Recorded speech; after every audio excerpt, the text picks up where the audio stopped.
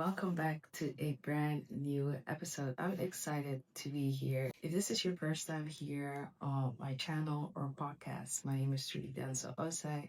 I've been running my coaching business for 4 years in total, and for 2 years I did it full time. And now I'm back in a 9 to 5. I'm working in corporate tech while rebuilding my personal brand online. This episode is going to be about 5 things that I've learned while running my business for full time for 2 years before going back to a 9 to 5. Before we get in, I just wanted to make this video because personally, I feel like there are not many videos of other entrepreneurs, solopreneurs, however you want to call them, about them perhaps going back to a 9 to 5 while still like running their online businesses or rebuilding their businesses. So I felt like there's not there are not many people talking about that. There are not many people that are speaking about the fact that maybe they did the leap, did their business did their business full time, but had to go back to a 9 to 5. I feel like there's still like this some sort of shame, and I totally get that because I had that as well in the beginning. But I think it's very important to be here and share this story because it might help somebody. It might help you watching if you are in a similar situation. So I'm gonna share 5 things that I've learned from running my business for 2 years full time before going back to corporate tech. The first thing that I've learned is know your numbers. And what I mean by that is literally what I'm saying, like know your numbers. Like this is something that is non-negotiable.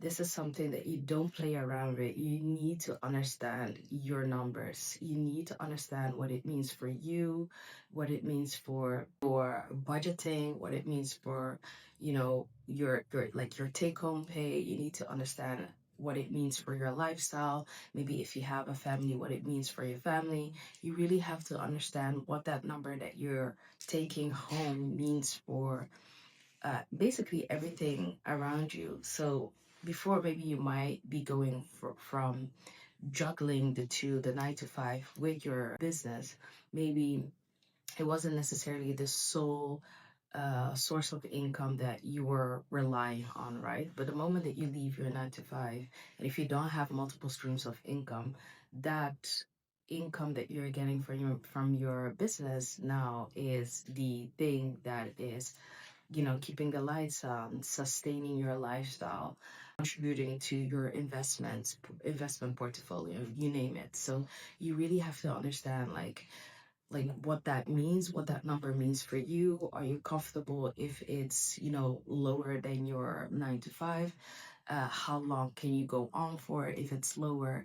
So it's really about painting the picture and not understanding your numbers just today, but understanding your numbers for the entire year. So you really forecast for the next 12 months to understand what it would mean for yourself, your lifestyle, maybe those that you take care of, um, anything, your investment portfolio, your savings, and also understand that your revenue is not your profit. You have to be on top of, putting that money aside that is not yours, but for the tax people. So it's a different ball game altogether. The moment that you move away from your 9 to 5 to becoming to becoming a business owner, it changes a lot of things when it comes to the financial aspect of things. And definitely recommend getting a bookkeeper. Like the first things first is getting a bookkeeper. It's definitely, or an accountant, however they say it. It's worth your money. It takes on a lot of stress. I wouldn't recommend doing filing your taxes by yourself or doing these bookkeeping things. Like get an expert to be on top of your numbers. Usually those people would be able to tell you like what you can do or how you need to manage it. And it's just like money well spent. Like if there's something you want to outsource immediately when you get a business, is get an accountant, bookkeeper to manage your numbers. The second thing that I've learned is that your mindset is your biggest assets. It's not necessarily even your skills. Like you can be if, like, for example's sake, right, you can be, your skills could be maybe a 6 out of 10 or a 5 out of 10, and you would have someone else who might have the same skill sets. They maybe are 8 out of 10, 9 out of 10. If your mindset is stronger than the person that has an 8 or 9 out of 10 skills, you will definitely outperform that person that has far more skills than you have. While in a 9 to 5, your skills really play a huge part, right? If you want to get promoted, if you want to climb the ladder, if you want to have like maybe certain accolades or stuff, right? Your skills would be one of the most important factors that they would assess to see if they want to promote you.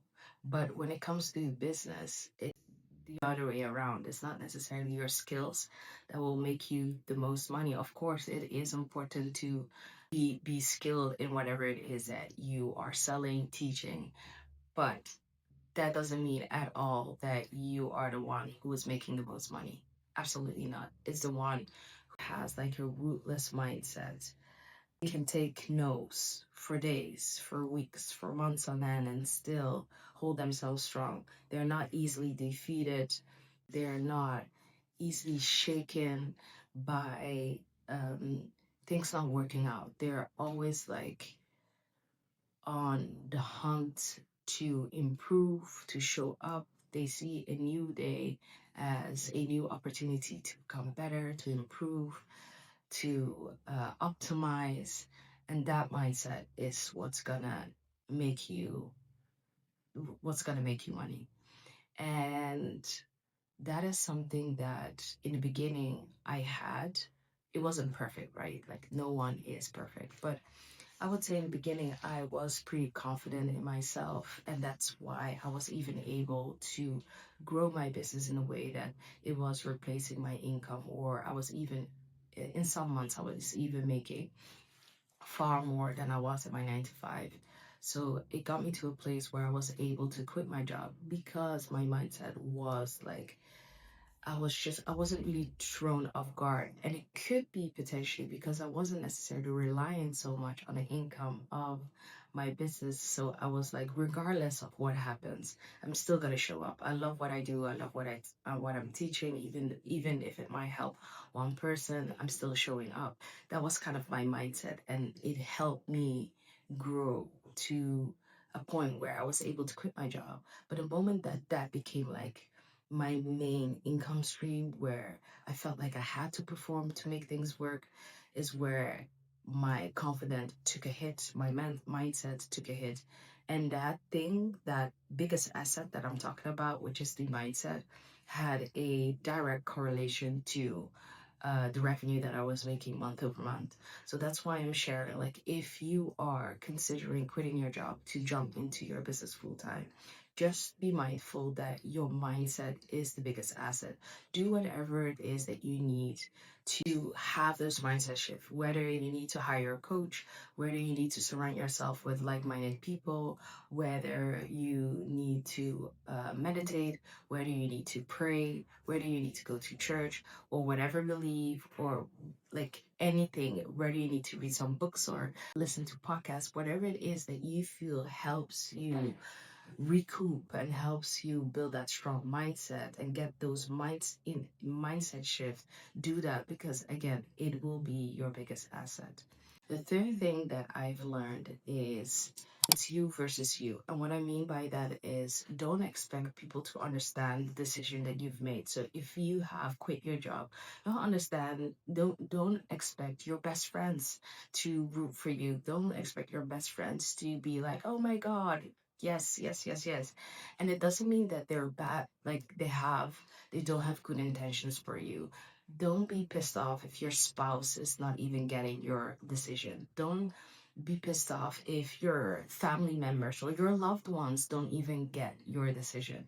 It's not up for them to actually understand. It's for you to understand and to be behind it 1,000%, right? People only see it they when they see it. right? When they can actually see that, okay, your decision is basically making sense to them.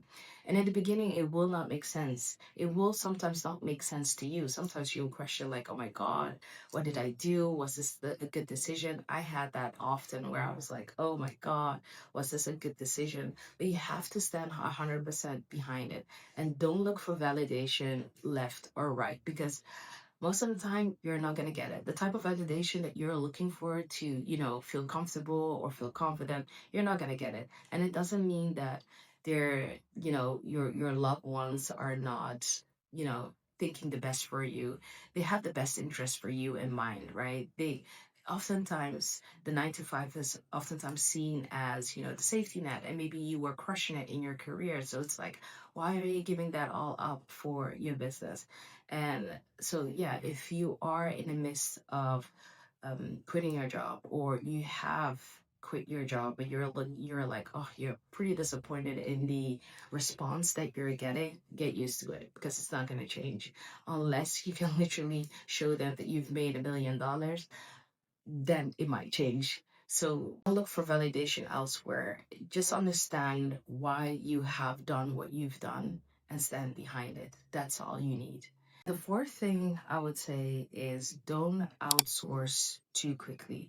What I mean by that is, in the beginning, you'll be tempted to kind of like outsource the things that you feel like you're not good at.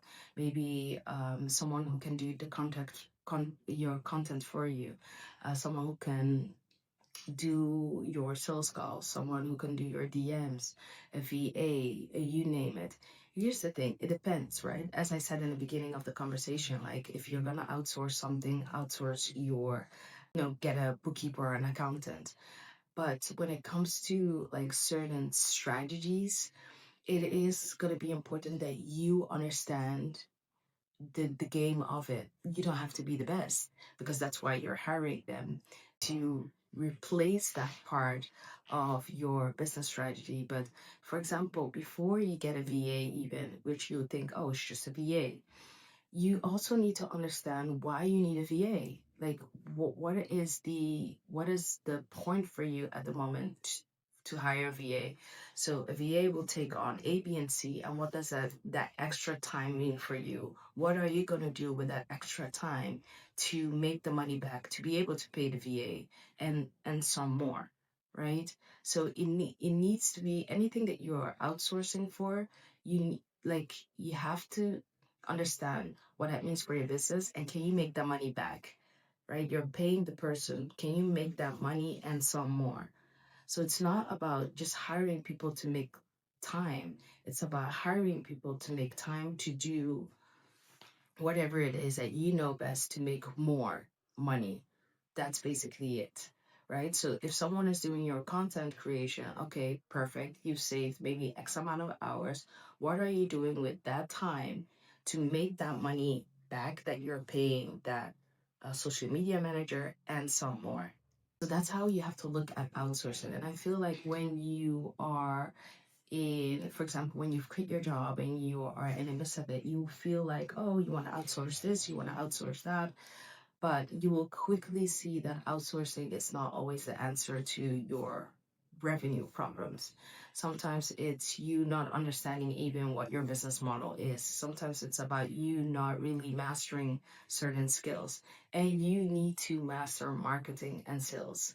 I don't care if you're going to outsource, I don't care if you're going to get the best people in house. You need to understand your business in and out. You need to understand what type of selling works for your business and your business model before you can get someone in that can take over, basically. Because again, you will be the one calling the shots.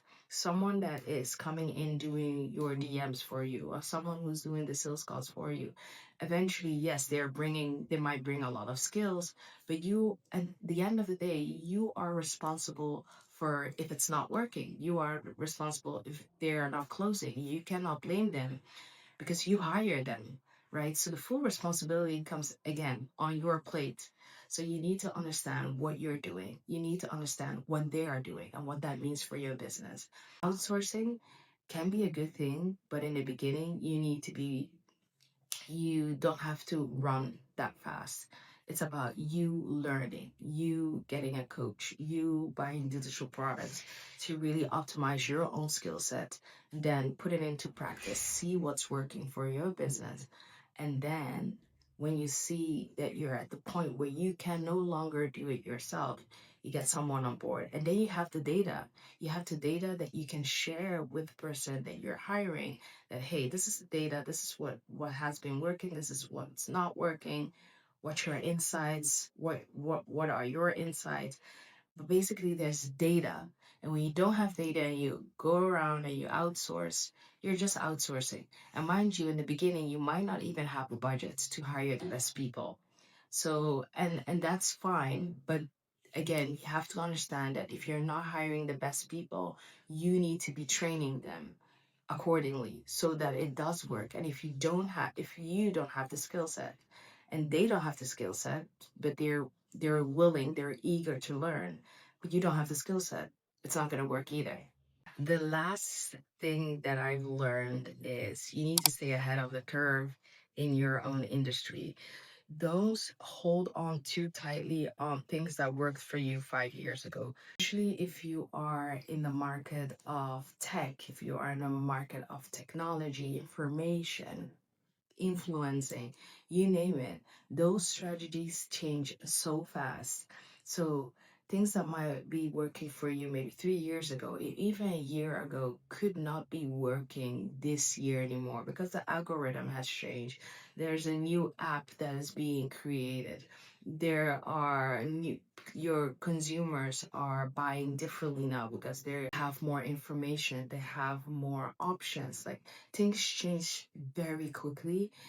Instead of letting your ego get in the way, like, hey, I was the best in, and this strategy used to work and it has to work this year, you have to always be in the mindset of I'm willing to learn, I'm willing to understand how the market is today, I'm willing to understand how my buyer is buying today. You always have to be open to learn, to understand what's happening, to understand what your competitors are doing, to understand the resources and tools that are now available at your in the market that you're operating, and what it could mean for your business. Because one thing that you don't want to do is stay behind. Staying behind is game over, right? So instead of holding on to it so tightly, it's about sometimes letting go and being like, okay, this still works, but what do we need to adapt? What has been changing these days, and how can we also get into that same kind of flow, because that's basically the direction where the market is going. And data will tell you, your buyers will tell you, the market will tell you what's happening, and you have to listen to that.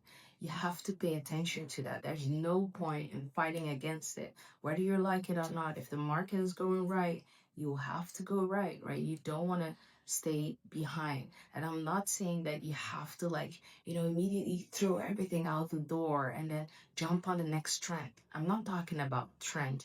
I'm really talking about, what you're seeing, like the behavior of your industry right now, and how your buyers are now operating, what they're thinking, what they're consuming, the options that they have. Like, you need to understand those elements of doing business, because if you don't have that information, or you're not willing to learn, you'll be missing the mark and you'll be left behind. And that's something that I've learned, because I was in the business of business coaching. And essentially, there's always like main business concepts that never change. It will always remain the same. But there are certain nuances. And for me, it was like, okay, I had to figure out like a strategy that was working super well. But I was sometimes also holding on to it too tightly. Whereas I could have also been like, okay, this worked and it's still working, but I can also see the markets changing. What's happening? Like, what's going on? How are they buying right now? And how can I also like tap into it a little bit more and see what that means, right?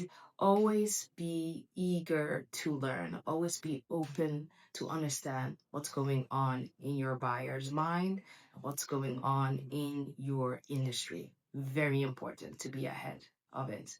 So those were the tips. I hope it was helpful for you. Again, if you are in the midst of quitting your job or you've quit your job and you're kind of like figuring it out, I hope these tips are helpful.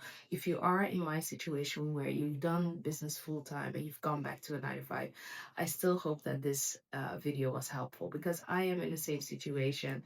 And, in this season, it is working perfectly for me right now that that I'm back at corporate tech, working for a company that I am like working for a company that has like this very interesting software. I get to do this also on the side. It's just a beautiful blend of both. I've always been doing it this way.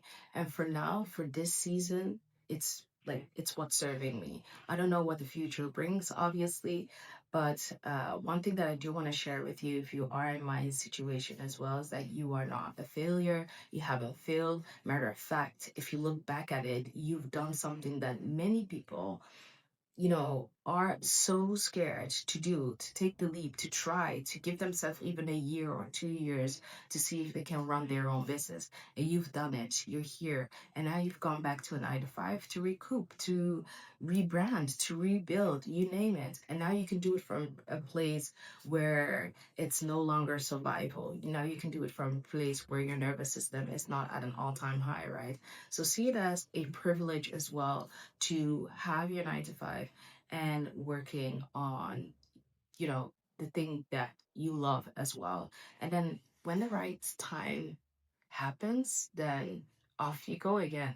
And I had to tell myself the same thing that I'm telling you. And I'm now at the place where I do see that, hey, I did that thing and I feel so much more confident coming on here, teaching what I've learned and rebuilding my personal brand again. So if this is of interest, follow along, follow my journey, hit the subscribe button because I will love to grow this community of women that are building something for themselves, but that have a 9 to 5 as well, or they're a mom, or they're blending all of it, whatever it is. It's about the woman who wants to be a founder as well, who wants to have her own thing, who wants to have options, who wants to build multiple streams of income. Then you are at the right place.